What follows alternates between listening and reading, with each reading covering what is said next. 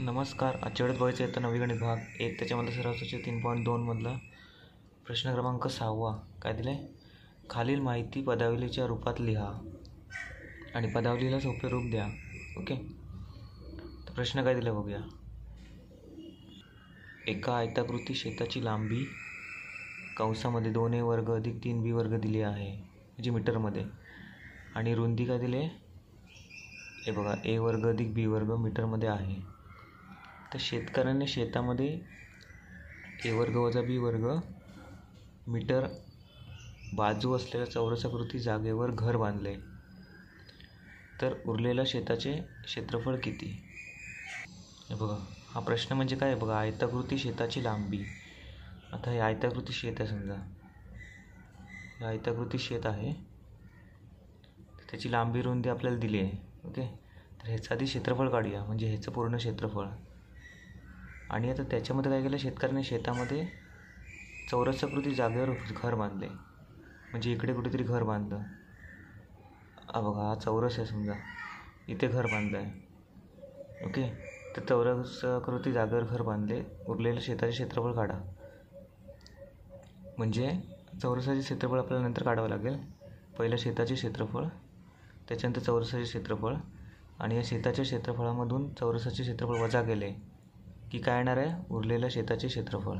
Okay, म्हणजे आपल्याला पहिलं आयताचे क्षेत्रफळ काढावं लागेल, नंतर चौरसाचे, आणि नंतर दोघांची वजाबाकी करावी लागेल. ओके, तर पहिलं आपण आयताचे क्षेत्रफळ काढूया. सर्वप्रथम आपल्याला जे काय दिलं आहे प्रश्नामध्ये तेवढं लिहून घेऊया. एका आयताकृती शेताची लांबी किती दिली आहे? 2a वर्ग अधिक 3b वर्ग. ओके, आणि त्याच्यानंतर आयताकृती शेताची रुंदी a वर्ग अधिक b वर्ग. ओके, आता आपण आयताचे क्षेत्रफळ म्हणून काय, आयताकृती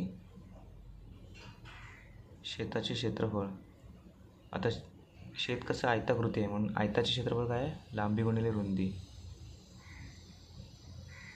रुंदी इथे आपल्याला लिहायचं आहे मीटर ते मीटर.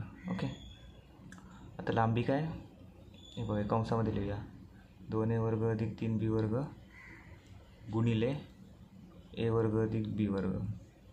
ओके, तर दोघांचा गुणाकार करूया. पहिला 2a वर्गने या कंसाला गुणायचा, आणि अधिक 3b वर्गने ह्या कंसाला गुणायचं. ओके, म्हणजे उत्तर मिळेल 2a वर्ग गुणिले a वर्ग, 2a चा चौथा घात. ओके, 2 अधिक 2 4 झाले. 2a वर्ग अधिक b गुणिले b वर्ग, 2a वर्ग b वर्ग. ओके, अधिक 3a वर्ग 3b वर्ग गुणिले a वर्ग, 3a वर्ग b वर्ग, अधिक 3b वर्ग गुणिले 3b वर्ग, 3b चा चौथा घात. घातांकाची बेरीज झाली, 2 अधिक 2 4. ओके, तर आता दोघांची बेरीज करे, 2a चा चौथा घात, 2ab a वर्ग b वर्ग, 3a वर्ग b वर्ग, 3 अधिक 2 किती येतात? 5. 5a वर्ग b वर्ग अधिक 3b चा चौथा घात. ओके, आता आपण याचं क्षेत्रफळ काढलं ना, म्हणून एकक काय असणार आहे? चौरस मीटर. आता आपण हे काढूया, चौरसाकृती जागेचे क्षेत्रफळ.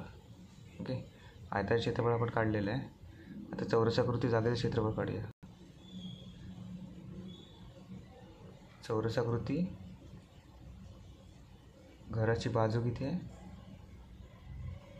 a वर्ग वजा b वर्ग मीटर. ओके, आता चौरसाचे क्षेत्रफळ काढायचं म्हटल्यावरती सूत्र काय आहे चौरसाच्या क्षेत्रफळाचं? बाजूचा वर्ग. ओके, चौरसाकृती जागेचे क्षेत्रफळ बरोबर बाजूचा वर्ग. बाजू काय दिले? a वर्ग वजा b वर्ग आणि त्याचा वर्ग. तर ह्याचं सूत्र माहीत असायला पाहिजे, a वजा b कंसाचा वर्ग बरोबर, हे बघा कंसामध्ये लिहितो, a वर्ग वजा 2ab अधिक b वर्ग. ओके, a वर्ग काय?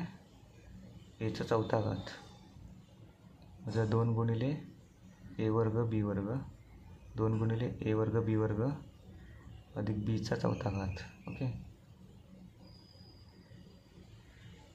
हे झालं चौरस मीटर. चौरसाकृती जागेचं क्षेत्रफळ किती आलं एवढं. आता ह्या क्षेत्रफळमधून हे वजा केलं की काय येणार आहे, उरलेल्या शेताचे क्षेत्रफळ. ओके, तर ते आपण वजा करूया. उरलेल्या शेताचे क्षेत्रफळ बरोबर शेताचे क्षेत्रफळ संपूर्ण वजा चौरसाकृती जागेचे क्षेत्रफळ. ओके, आता शेताचे क्षेत्रफळ किती आलं आहे हे बघा. आता शेताचे क्षेत्रफळ वजा चौरसाकृती जागेचे क्षेत्रफळ.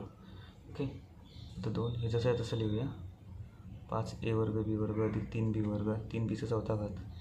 आता चिन्ह बदलणार, ते वजा गुणिले एचा चौथा घात, वजा याचा चौथा घात, वजा गुणिले वजा अधिक 2a वर्ग b वर्ग, वजा गुणिले अधिक वजा.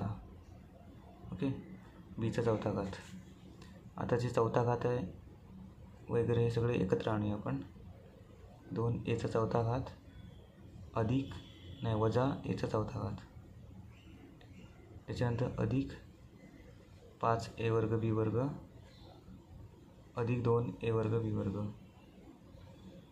त्याच्यानंतर 3bचा चौथा घात वजा bचा चौथा घात. ओके, 2मधून 1 गेला, 1 राहिला म्हणजे याचा चौथा घात अधिक 5 अधिक 2 7a वर्ग b वर्ग अधिक 3मधून 1 गेला, 2 राहिले, 2bचा चौथा घात.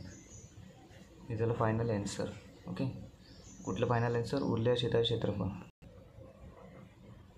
ह्याला पण 1 द्यायचं आहे. ओके, अशा प्रकारे हा प्रश्न झालेला आहे सोडवून. धन्यवाद.